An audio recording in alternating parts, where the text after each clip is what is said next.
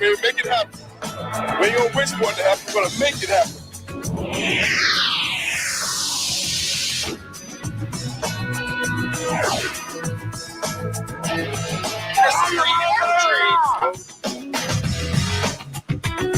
Division chance, baby. Back in the end zone. Touchdown, Derek Mathis.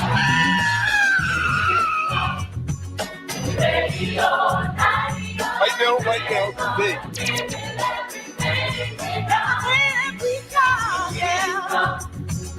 Anderson comes it back inside 5. Touchdown, Falcons. Jamal Anderson and the Dirty Bird dance is alive and well. Here we go.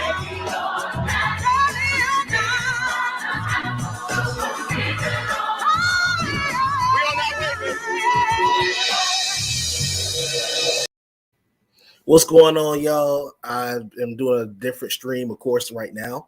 Of course, the Falcons play at 1 o'clock today, so we play Buffalo at 1 o'clock. This is a different stream. I was going to do this yesterday, but this is a tribute stream to former Falcons head coach Dan Reeves, which a lot of you probably found out yesterday. He passed away at the age of 77. He was arguably one of our best coaches that we've ever had.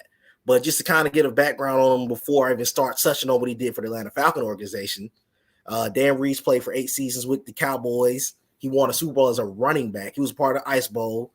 You may remember him scoring a touchdown in that game.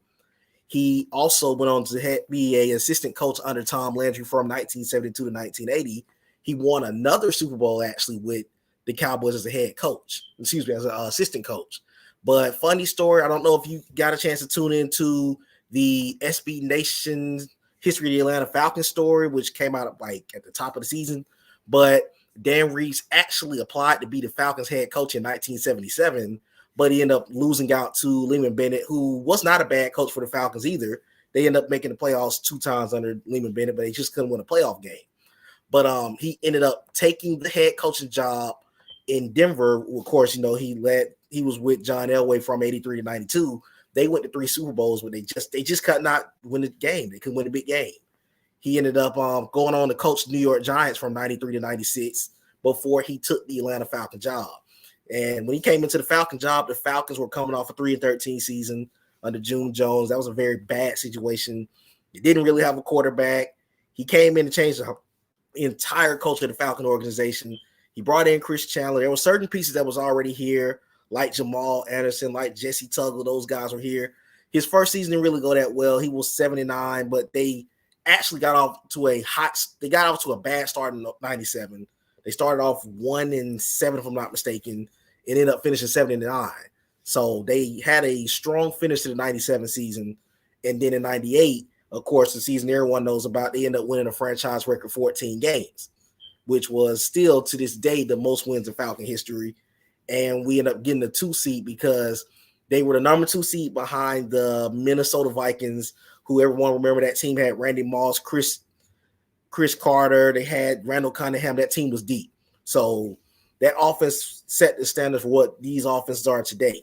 But again, like I said, the Falcons ended up going 14-2, won their second division title ever at the time. Only had one division title under the coach I mentioned, Lehman Bennett, in 1980. But he ended up leading the Falcons to their first divisional playoff home game since 1980 against the 49ers. And I'm going to go show the clip of how that game went from 98. Less than 4 weeks after heart surgery, Dan Reeves will and his team would once again be tried by San Francisco.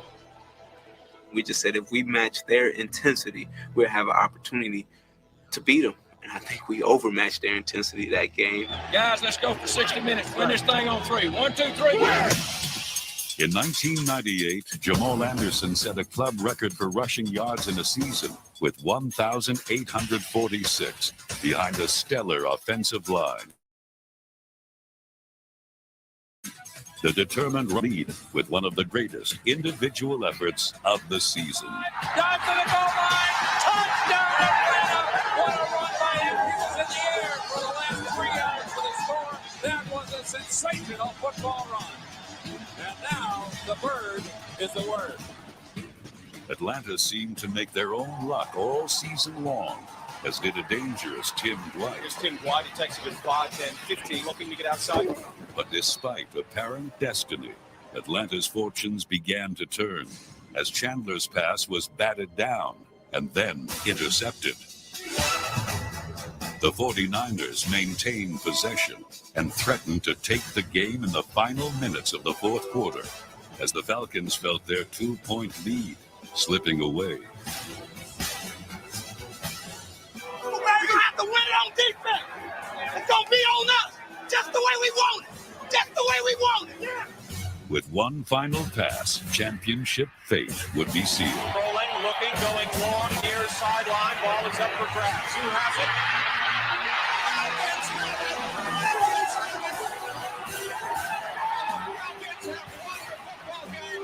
It's on to the next step.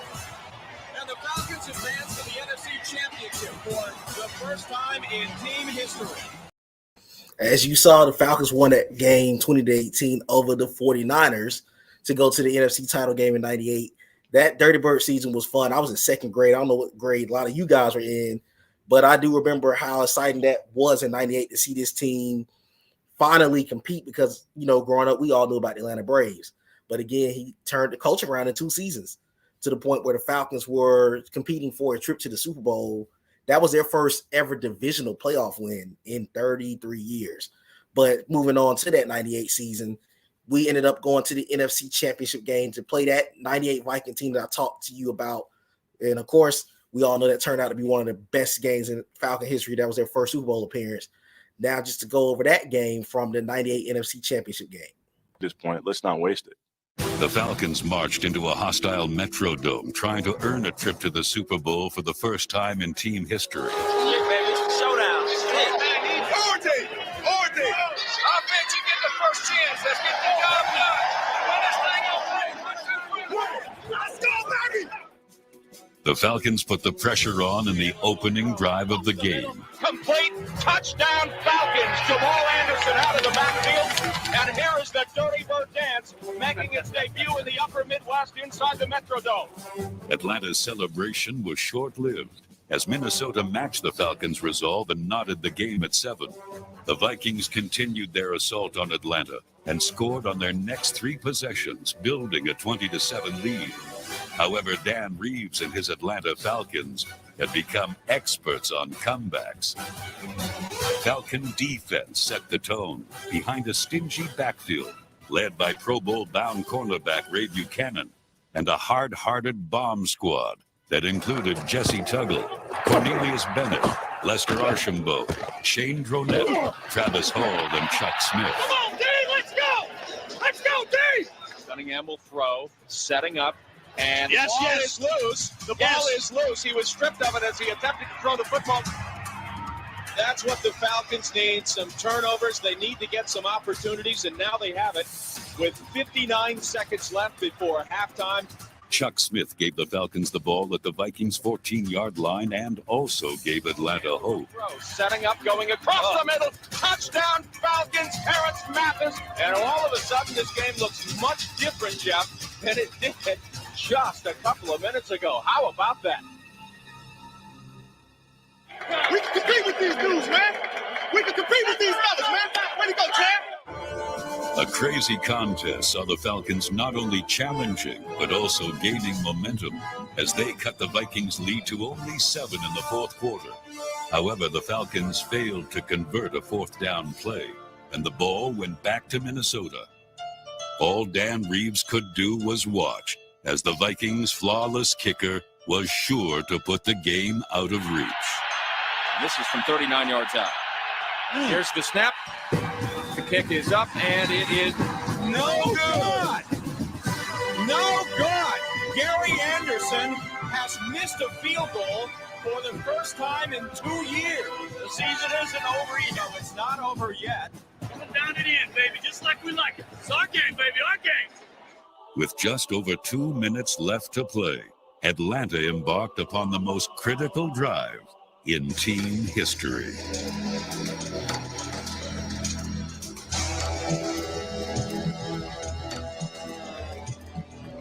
Chandler right now is on his knees. He is hurting right now. The siege almost ended as the Ragged Warrior called a timeout after re-injuring his knee. However, Chris Chandler battled back with bravery and returned. With one chance, one play, and less than a minute remaining, the ball was snapped. Left. Chandler will throw, setting up, left side, looking, throwing, across the middle. Does he have it? Yes! Touchdown, Falcons! Great poise by Chris Chandler. Show the world, and it's overtime, and it's time to get these guys. In overtime, the Vikings won the toss and the ball as their big play offense tested a determined Falcon defense.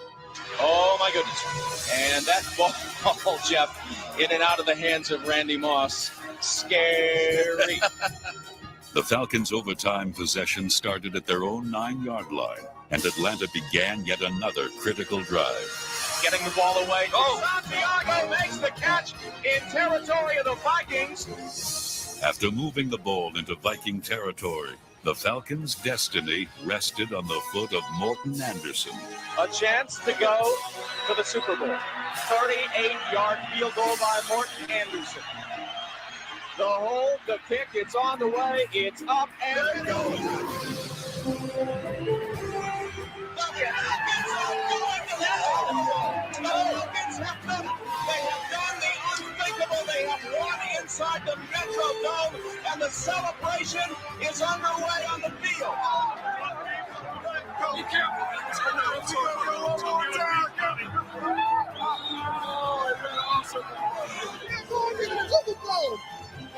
Oh my goodness! That is an unbelievable victory, an unbelievable afternoon to come in here to beat the Minnesota Vikings inside the Metrodome, 30-27. What thought we were doing?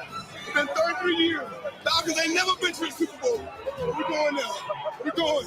In their 33-year history, the Atlanta Falcons have shed more tears of sorrow than of triumph.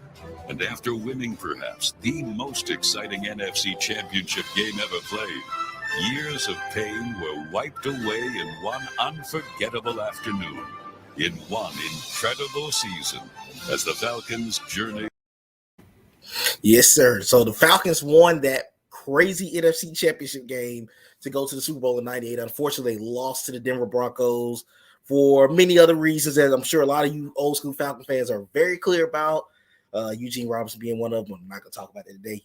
But, you know, like I said, that was the best season up to that point in Falcon history. And unfortunately, they just could not sustain it. His team got banged up after that 98 season. 99 to 2000, guys like Jamal Anderson, Chris Chandler, those guys got hurt. And then we drafted Vic in 2001. He was the head coach under Mike Vick his first season. Then the second year, we turned around and made the playoffs in Vic's first season as the quarterback for the Falcons. It was a totally different era. I actually enjoyed Dan Reeves being Mike Vick's head coach. To me, that was Dan Reeves' best. To me, Dan Reeves was a perfect head coach for Mike Vick at the time because, of course, Michael Vick was a special talent that nobody was not used to seeing out here. And again, we ended up under Dan Reeves and Mike Vick pulling off the unthinkable. We won a playoff game on the road at Lambeau Field to beat the Green Bay Packers and Brett Favre. We were the first team to actually do that. And I'm going to touch on that game real quick before I continue the conversation. Made the playoffs and earned a return trip to Lambeau Field, site of their opening day defeat, a place where the Packers had never lost a postseason game. Good evening, everyone. It's prime time in Green Bay. It is cold, and it is the postseason. The Falcons are in the playoffs for the first time since their Super Bowl season run a few years ago. This is our show, baby. We ain't get here by mistake, baby. We ain't get here by mistake. The challenge, that was a tremendous motivation for our football team. We wanted to be the first team that won a playoff game in Lambeau Field. Nobody think we can do it, but guess what? The situation perfect. The Atlanta Falcons had prepared a solid game plan against the Packers, which manifested itself on the opening drive. With a little trickery and misdirection, the Falcons kept Green Bay off balance, moving downfield with surprising ease.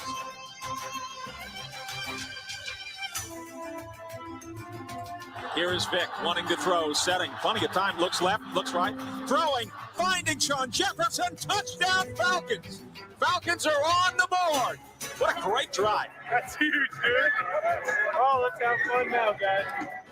The momentum started on offense, carried over to all phases of Atlanta's game. The defense swarmed and punished, hitting the Packers inside the 20 to set up a well-timed charge on special teams. Here's the snap, and Bidwell almost gets the block. He does! It blocked! Falcons dive on the ball in the end zone. Touchdown, Atlanta! Mark Semino is the man who comes through and gets the block on Bidwell, and the Falcons special teams deliver. Wow.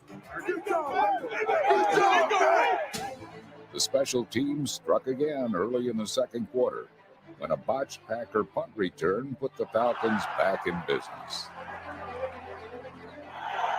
Fit under center, and the give is to Duckett, left side. Duckett trying to work into the end zone. Yes, touchdown Falcons! Duckett in for 6, and the Falcons are up 20-0 on the Packers here in the second quarter. Hey, there you go. There you go.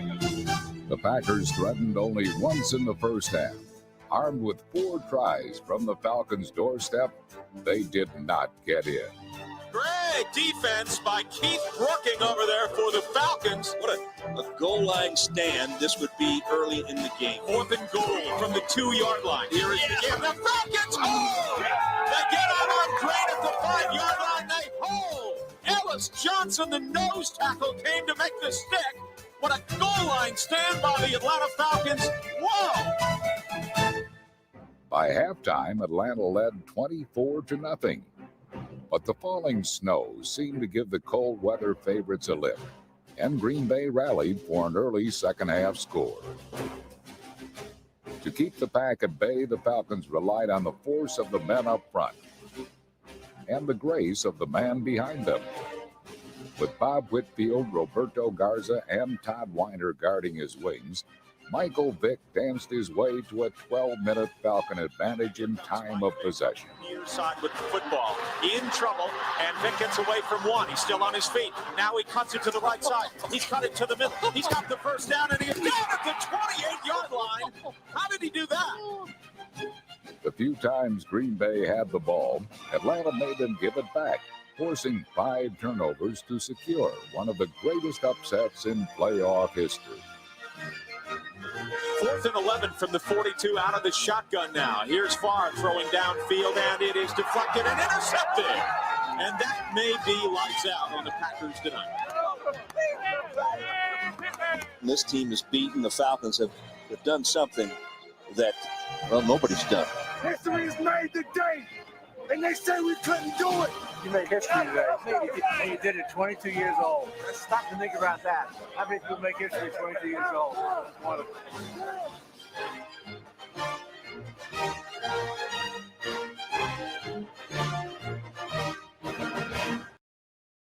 As you see, according to the video, that was Arthur Blank's actually his first season as our owner. That was Vic's first season starting as quarterback. We lost to the Eagles in the divisional round, but again, Dan Reeves was part of 2 of the most instrumental transitions in Falcon history. Of course, like I told you, we went through the Dirty Bird era. We had a great 98 season. 2002 was Vic's first year. And you all that are from Atlanta that's been Falcon fans for your whole life, you know how instrumental that season was. It turned into Michael Vick being on the Madden on the Madden cover in 2004, which also RIP to John Madden. He passed away earlier this week. He ended up being on the Madden 04 cover. It ended up becoming instrumental to how Falcons football is viewed today. That era right there, before then, the Falcons had only won 3 playoff games as a franchise in 33 seasons. They were always known to be a doormat for most people. Those 6 years that he was here as the head coach for the Falcons were some of the best years. He didn't finish with a winning record. Mike Smith actually has the most wins in Falcon history as a head coach. But again, 2 of his postseason teams were instrumental to this Falcon organization. Amy said the Eagles game was one of the worst. Oh my God, that Eagles game was a close game that was mixed in a game that wasn't that close. Because I'm sure you probably remember Vic got that holding penalty. They got that holding penalty on that potentially tie game, but we ended up losing that game. We were the 6th seed that year. The Eagles gave us problems the entire time Mike Vick was our quarterback. But yeah, like I said, we were not 9-6-1 6th seed that really had a good shot of doing something that year. And then, of course, unfortunately, 03, which ended up being Dan Reeves' last season, Vic tore his leg. He broke his leg in a freaking preseason game. So that 03 season didn't go that well. It honestly led to Arthur Blank making one of the first decisions that I didn't really agree with, which was firing Dan Reeves after being 3-10-1 at the time. I mean, your quarterback is hurt. So what do you expect? But he did accomplish one thing in that time frame. He ended up winning 200 games. Let's see. Amy said I was at a sparse surrounded by Eagles fans and very tipsy. And I know they were giving you problems. I know they were.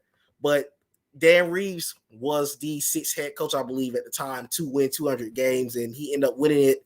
And that was his final win as a head coach in the NFL, I think, before he got fired in 03. Like I said, once again, I did not agree with Dan Reeves got fired because I felt like Arthur Blank fired him in a season that was kind of lost because Mike Vick was hurt. So this is the 200 win that he got against his second team he coached, New York Giants. Dan Reeves used to coach the New York Football Giants. He's been looking for career win number 200 for a long time, ever since that opening day win in Dallas. Warwick Dunn starting at halfback. Well done.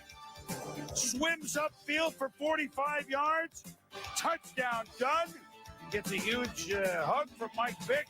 Falcons to the Giants 7-0. Kerry Collins. Boy, you know, they just well-dressed, these Giants. I say it again. They well-dressed, nice suit, nice tie, but the flies down sometimes. They just, it's the McCollins whack. Yeah, and very close on these throws. The first one inside the red zone, and the second time close to your own red zone. 4th and goal from the 1, and T.J. Duckett scores in the late third, and the Falcons have a 20-7 lead over the Giants. Gary Collins. Jeremy Shockey, 28 yards, but eventually leads the game a couple plays later with a right knee sprain, so he's gone. Now, first play for it. Again, these are the Giants. They look good, but then what happens? Tiki Barber, an impressive 14-yard run. Giants at the 26. But then, same drive, 2nd and 6 from the 7.